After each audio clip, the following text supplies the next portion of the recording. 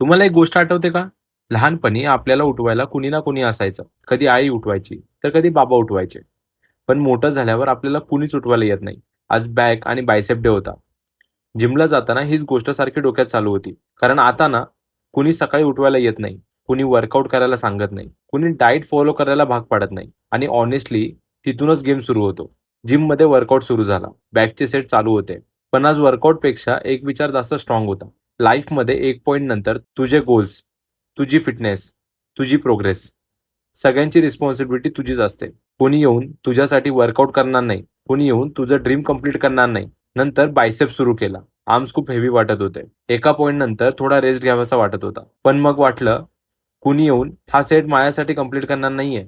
यातून एक छोटी गोष्ट शिकायला मिळाली. सक्सेसफुल लोकांमध्ये आणि बाकी लोकांमध्ये फार मोठा डिफरन्स नसतो. फक्त एक डिफरन्स असतो.